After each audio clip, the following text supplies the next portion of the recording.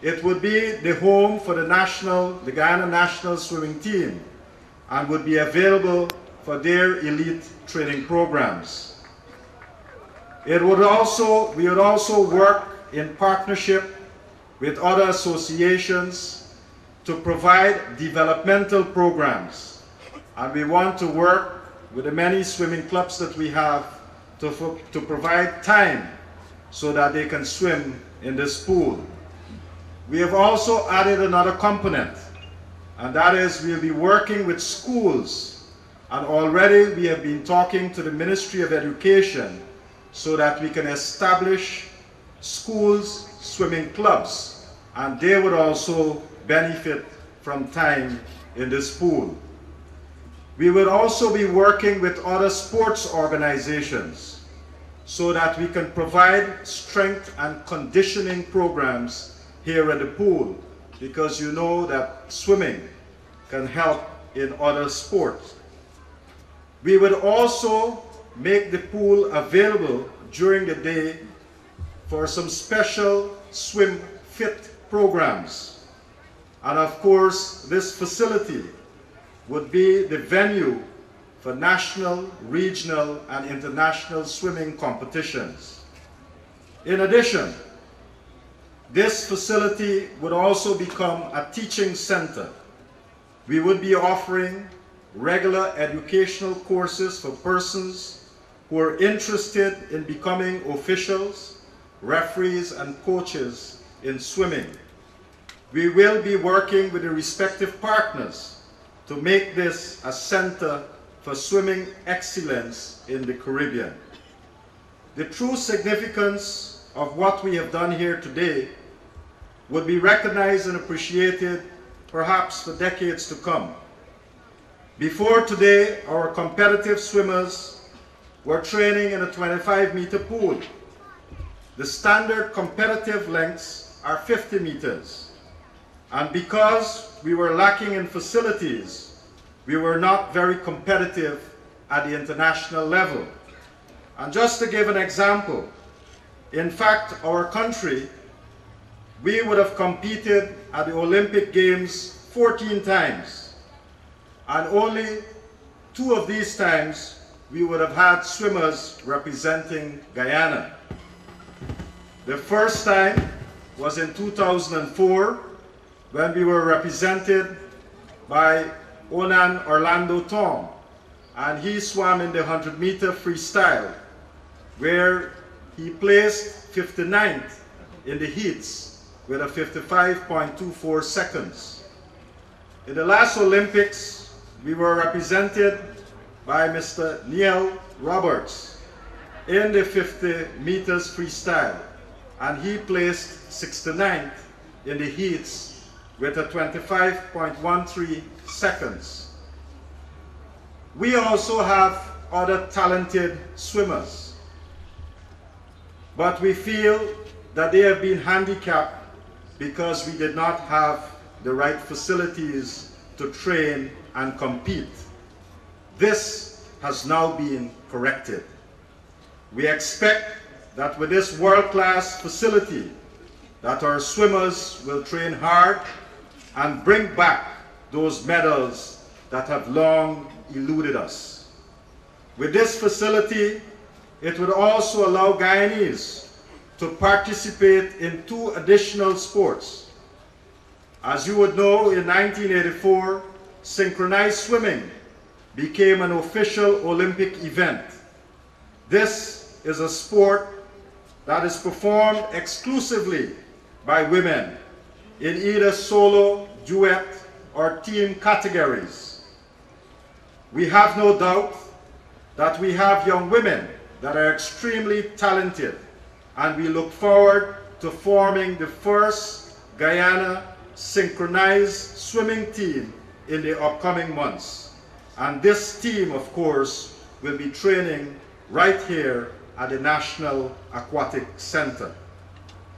With this facility, it would allow Guyanese to play water polo in a properly marked pool for the first time. Again, water polo is the longest standing team sport in Olympic history, dating back to the 1900s. Needless to say that we have never participated at that level. We hope that with this facility that we'll be able to have both a male and a female team to represent Guyana in the future. The National Aquatic Center is therefore not just a swimming pool, but a catalyst for development of a wide range of aquatic sports in Guyana, some of which we'll be doing for the first time. In this world of swimming, mortar pools are recognized, I'm told, as the Rolls-Royce of swimming pools. That was a term somebody from the swimming fraternity gave to me. They are listed on the FINA website as an official partner of the International Swimming Federation and are at all the major swimming competitions in the world. We are now the envy of the Caribbean because we have one of the very few mortar pools in the Caribbean. And Mr. President, again, I would like to thank you because you just did not allow us to build a pool, but you brought the very best in the world to build this pool for us. I would also like to extend my thanks to the entire project team, consultants, contractors, supervisors, all of whom worked very hard to ensure that we have these beautiful facilities. As you heard from the Permanent Secretary, it was not very easy. We had many ups and downs, but in the end, I think with perseverance, we have this facility now. To the staff of the ministry, the Permanent Secretary, the Director of Sports, and the others, a special thank you. This site has enough room for expansion, and I'm sure in the near future, as we move forward, we'll contemplate the requests made by the swimming fraternity for the warmer pool. And maybe in the future, we also should have a diving pool here on the site. Today, for the entire team that has worked on this project, I'm sure it is a gratifying experience to see that which was a concept have now come to reality, and it's now the National Aquatic Center. Today, as we open this center, let it usher in a new era for swimming, synchronized swimming, and water polo in Guyana. Thank you. Friends, I now invite His Excellency President Mahajagdio to make some genuine remarks. Thank you. Dr. Frank Anthony and other colleagues at the head table, Minister Maniram Prashad, special invitees, members of the Diplomatic Corps, ladies and gentlemen, I just escaped the cabinet to come here because I thought this is a very important occasion, an event, and I want you to be here.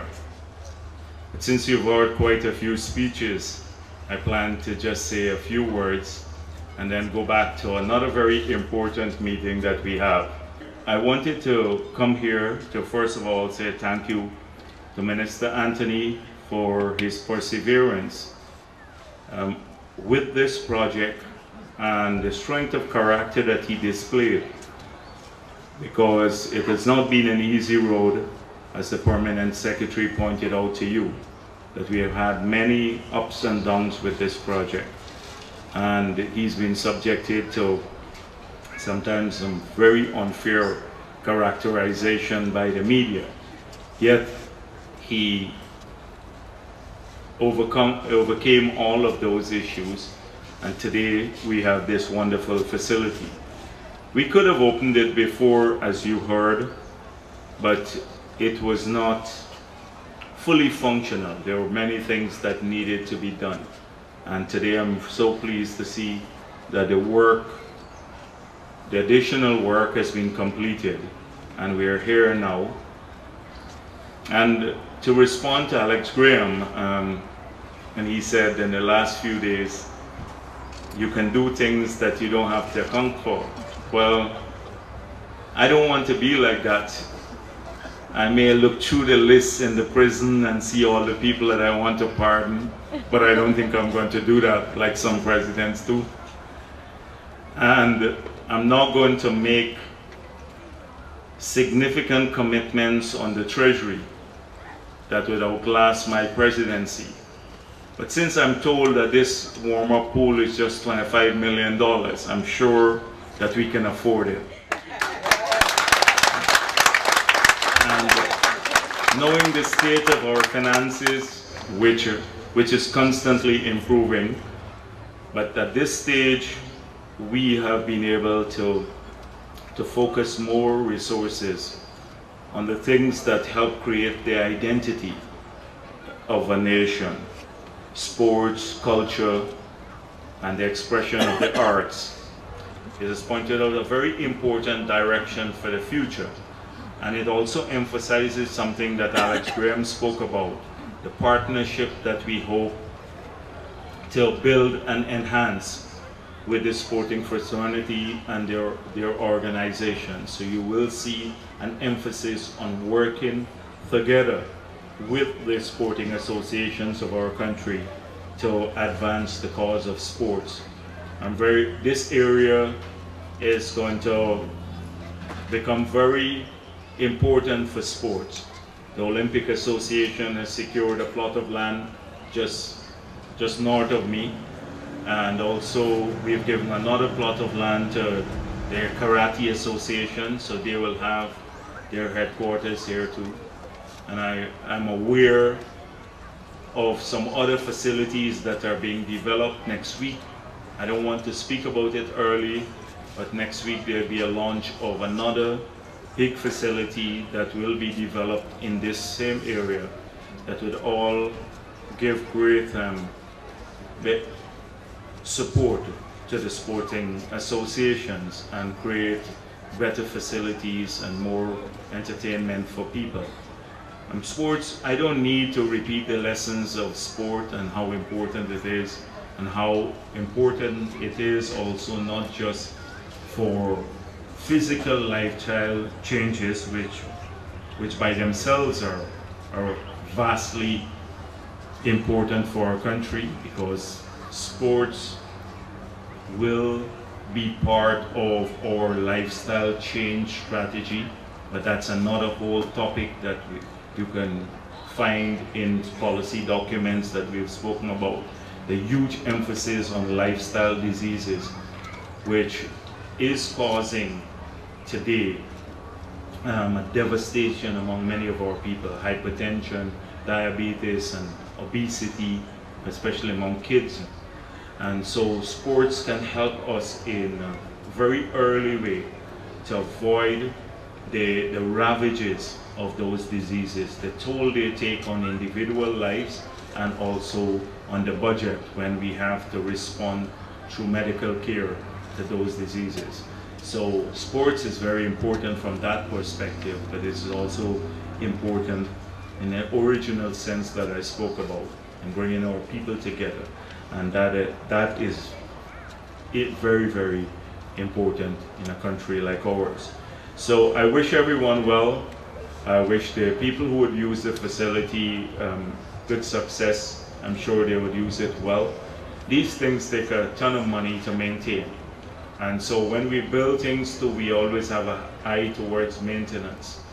And so the budget is set aside to maintain these facilities. We don't want to just build things right across the country.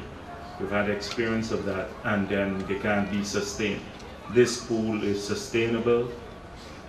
It will be kept to a high standard, and I hope that all of you will enjoy it. Thank you very much.